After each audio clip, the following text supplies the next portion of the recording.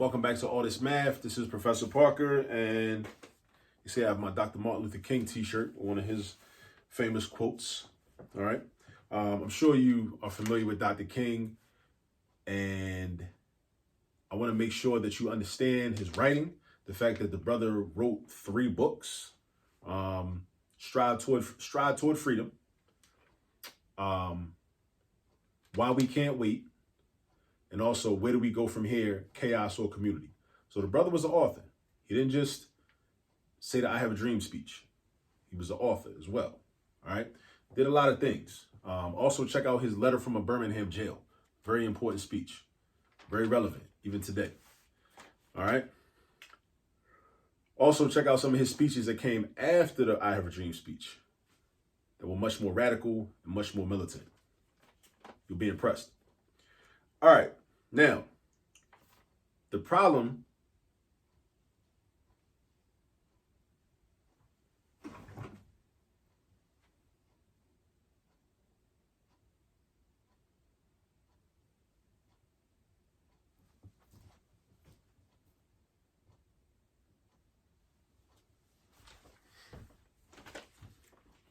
you'll see the problem written in the description, and I'm going to read it aloud right now. All right.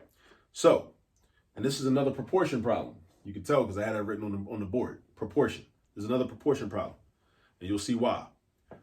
The problem reads 1.5 dozen muffins, or actually I should say, find the cost of 1.5 dozen muffins if 6 muffins cost 85 cents. Again, find the cost of 1.5 dozen muffins if 6 muffins cost 85 cents. So first thing we got to do is we got to make sure we understand all the vocabulary, right? Because you might not know what a dozen is. Okay, and that's fine. If nobody ever taught you what a dozen was, how would you know? So let me write down what a dozen is. A dozen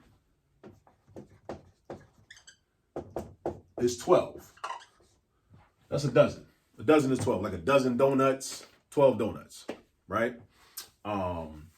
You might have heard the term the baker's dozen. A baker's dozen is 13, right? That's a special type of dozen. It's called a baker's dozen because the baker wants to sell a dozen, whether it might be donuts or pieces of bread or whatever, right? But the baker is going to sample or taste test one of them to make sure that the batch is good. So that's why they call it a baker's dozen, because it's really 13. It's 12 that's going to be for sale if it's a good batch, and 1 that the baker is going to sample and taste for him or herself. All right. So that's a baker's dozen. All right. Now, so a dozen is 12. And the problem says that 1.5 dozen muffins, find the cost of 1.5 dozen muffins. So that's all missing information. The cost. How much do 1.5 dozen muffins cost? We don't know how much they cost, but we're going to use some algebra to figure that out. Right. Now, we do know that 6 muffins cost 85 cents. So we have a situation where we know the relationship between 2 things, a quantity and a cost. A quantity is how much of something you have, right? Right? An amount, a number, right? Quantity and a cost. And we're trying to find the cost of another quantity, but they got the same relationship though. So that's why that's why this is a proportion, because the relationship between the 1.5 dozen muffins, right, and their cost is the same as the relationship between the 6 muffins and their cost. So we got equal relationships. It's not always about the numbers. Don't get caught up in the numbers. The numbers could be different, but it's about the relationship between the numbers. If the relationship between the numbers is the same, then we have a proportion. Think about in a family, right? In your family, your relationship between your parent is your parent and you are who you are. Somebody else, they have another parent and they are who they are. Y'all are 4 different people. But if you have this, you may have the same relationship between your parent and you as that person has with their parent. That's proportional. That's a proportional relationship because the relationships are the same. The relationships between them and their parent, and you and your parent are the same, even though y'all are all different people. That's kind of a similar way. That's a way to think about what a proportion is. All right. So let's set up the proportion based on the information. So we got quantity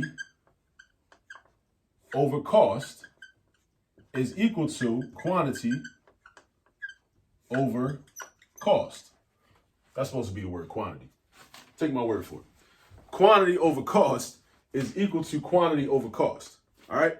Now, we know you get 6 muffins for 85 cents. You know that, right?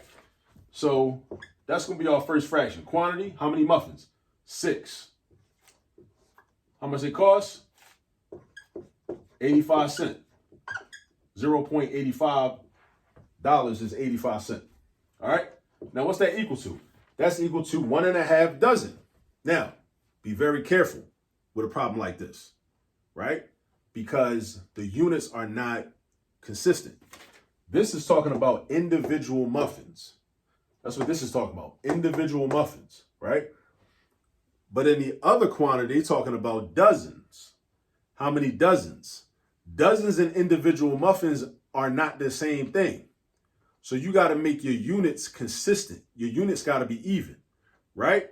So you can either change this into dozens, which in this case, it would be half a dozen, because a whole dozen is 12. So 6 is half, because a whole dozen is 12. So 6 is a half a dozen.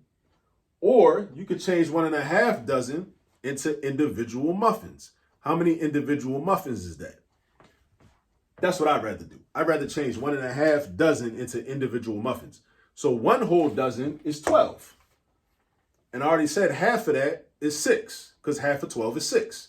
So we got to know our basic multiplication skills and our basic division skills. 12 divided by 2 is 6. So half a dozen is 6, right? So it's 1 whole dozen plus a half. 1.5. The word and means addition. The word and means addition. So if you say 1.5, you're saying 1 dozen and a half a dozen. So you're saying 12 muffins plus 6 muffins. 12 plus 6, since we know our addition facts, is 18. So that means we got 18 muffins and we don't know the cost. We're trying to figure out what the cost is. If you can get 6 for 85 cents, how much can you get 18 for? So then we do what I like to call the Malcolm X method, because we form an X when we do our cross multiplication, because that's how we simplify all of this, right? So we do 6 times C. We take that product, we put it on one side of the equation, bring the equal sign down. Does it matter which side? No. I just like to have my variable on the left side. That's just me. So I got 6C right here. Then we multiply this over here. That's going to be 0.85 times 18, right? So then next step is going to be, we're going to multiply these two numbers. When we put that in the calculator, we get 15.3, all right? Using a calculator with a problem like this, based on how these numbers are, is probably the most efficient way to go about doing this problem. Now, I'm trying to isolate C and solve for C, right? So I got to get rid of the 6. I got to get rid of that 6, right? So the way I get rid of the 6 is by doing division. I got to divide by 6. So I divide by 6 on the left side, and I also divide by 6 on the right side, because when we do algebra, we got to be balanced, like Mayat from ancient Kemet, like our ancestors did it, right? So we divide by 6. That's going to be 1 and 1 and C. So we left with just C for the cost. So 15.3 divided by 6, and I already did this math earlier, so 15.3 divided by 6 is $2.55. So what does that mean? That means that you can get 1.5 dozen muffins or 18 muffins, which is the same thing. 1.5 and 18 are the same thing, for $2.55. $2.55. So we set up our proportion. We say quantity over cost is equal to quantity over cost. So whenever you see a problem where, you know, especially when you're dealing with money and quantities, right? You can get a certain thing for this much. Well, how much will it cost to get this much? If you can get a certain thing for this much, well, how much would it cost to get this much? That's a proportion problem. So make a note of that. So whenever you see a problem like that, you just know what you got to do. Or you know one way to do it at least, because this is not the only way to answer this question. This is one of the ways that I want you to be familiar with, though. That's why I showed you this. So set up your proportion. Quantity over cost is equal to quantity over cost. But we had to be careful with this one because of the fact that This was 6 muffins. This originally said 1.5 dozen. You can't have different units in the same proportion. So you can't have 6 individual muffins compared to 1.5 dozen of something, or dozens. You can't have individuals and dozens. That don't add up. That don't match up. You got to be able to match up. So either we got to have all dozens or all individuals. I chose to go the all individual route. 6 muffins, 18 muffins. 6 individual muffins, 18 individual muffins. I could have said 1.5 dozen over here, and we would have got the same answer. I promise you. I promise you we would have got the same answer. 1.5 dozen right here, 1/2 dozen right here, because 6 is a half a dozen. Because 6 is a half of 12. And I told you from the rip that a dozen is 12. All right? So that's how you do problems like this. Remember, study Dr. King, not just the Dr. King that you probably are exposed to on television and you probably are exposed to in school. Do some of your own research. Do some of your own research. Do some deeper research on that brother. All right? Get some practice with proportions, and I'll see you on the next video. Peace.